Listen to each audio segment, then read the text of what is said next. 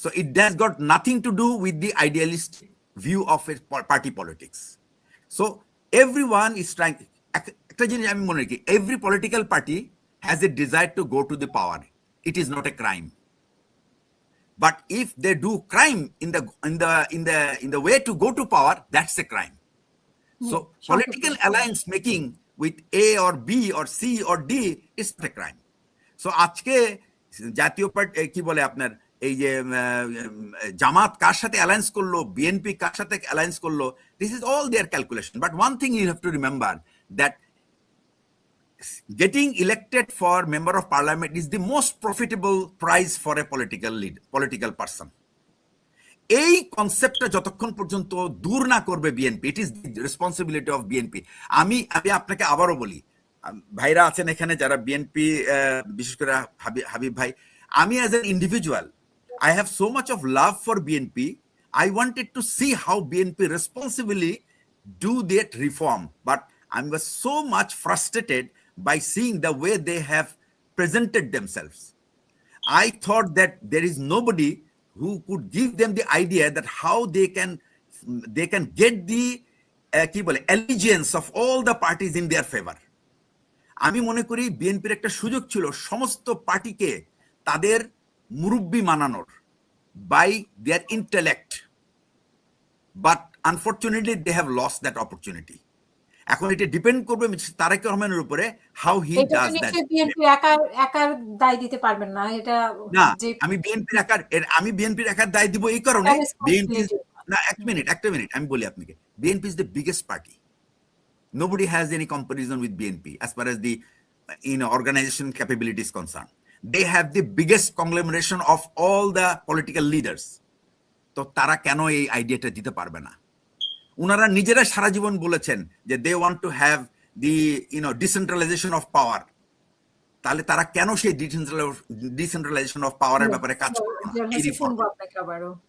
না? আমি আর একটু ব্যাপার আসি আপনাকে, আর সেটা হচ্ছে যে এর পরের যে পয়েন্টটা আসলো সেটা হলো যে আপনাদের অনেকেই কথা বলেছেন এই সমস্ত আদর্শ নিয়ে ব্যাপার, ছাত্রদের অর্গানাইজেশন, এই যে প্রথম আলো কিন্তু প্রথম আলো for entire life they have vilified BNP.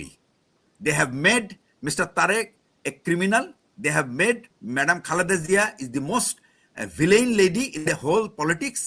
এবং প্রতিটা মুহূর্তে আপনার হাজারো রিপোর্ট আছে আজকে তারা বিএনপির পা ধরতেছে just because there is a problem, because if BNP gets annoyed, then these two, Mr. Mahfouz Anam as well as Mr. Mutiur Rahman, they are the most সবচেয়ে বড় মোনাফেক বলবো আমি এই সাংবাদিকদের মধ্যে। They had been telling, because I have seen how they have actually tarnished the image of এই madam Khaleda Zia এবং এই তারেক জিয়া। So আজকে তারা তাদের পা ধরে বসে আছে বিকজ তাদের চামড়া will be in trouble.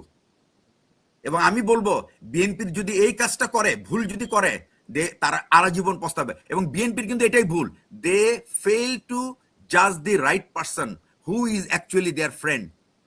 BNP কিন্তু কোনো ফ্রেন্ড কখনো খোঁজে নাই, বিএনপি শুধুমাত্র তেলবাজদেরকে পাত্তা দিছে। এবং আমি মনে করি মির্জা ফখরুলকে তো উনি দায়ী করছে এই 13 সালের যত রকম 14 সালের ইলেকশনের আগে যত গাড়ি পোড়ানো হয়েছে, ওনাকে বলছে তো যে মির্জা, এবং প্রথম আলো বলছে যে Mirza Fakhrul is can he avoid the responsibility of that, আপনার হচ্ছে যে শেরাটনের সামনে যে 14 জন লোককে মেরে ফেলার ব্যাপার কি সে দায় এড়াতে পারবে? ওয়ারে যেটা দেখা গেছে কি বিহঙ্গ আওয়ামী লীগের লিডার নিজেরাই তারা তেল দিয়ে এটা আগুন লাগিয়ে তারা মানুষ মারছে। তো তারপরেও মির্জা ফখরুল কোন মুখে কোন লজ্জায় উনি যায় ওই ইয়ার পাশে দাঁড়ায়, আমি তো এটাই খুঁজে পাই না। Same is the case with mister Mahfuz Anam. These two gentlemen has never sided with BNP.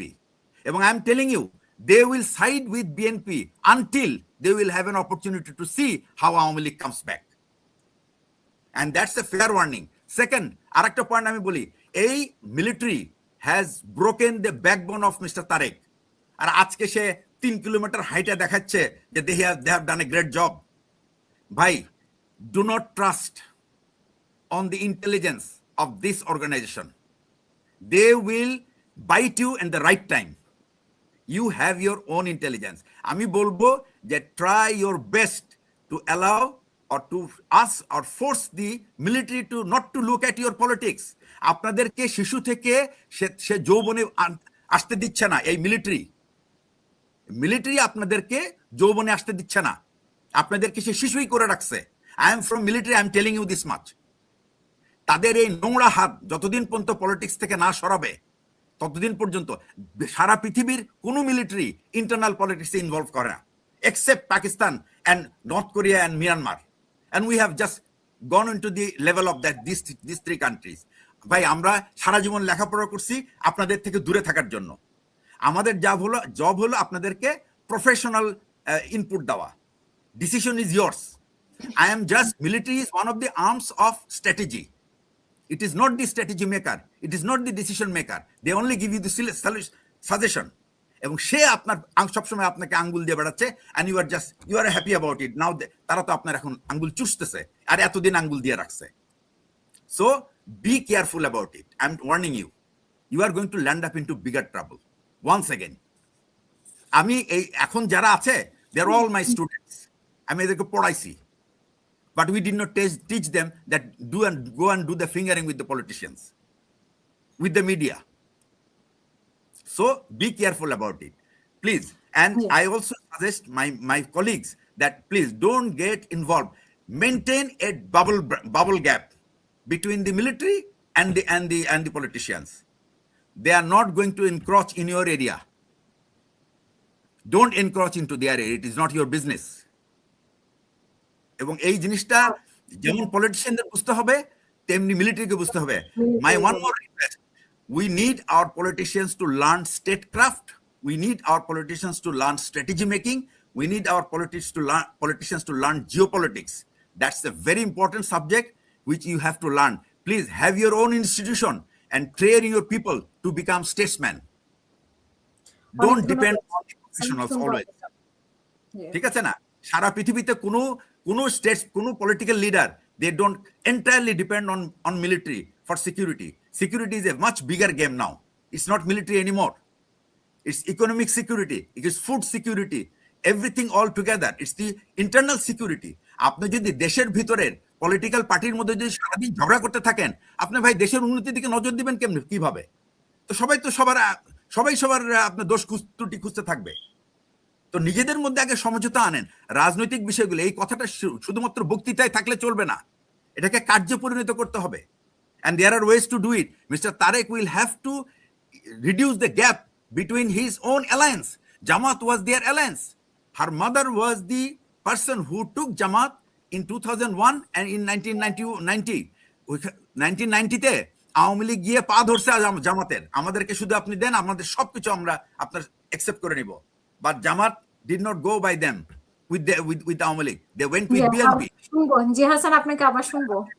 Last কথাটা বলে শেষ করছি। সুতরাং আমি বলবো that winning ইলেকশনের জন্য do not widen the gap between the political parties, those who were alliance once upon a time.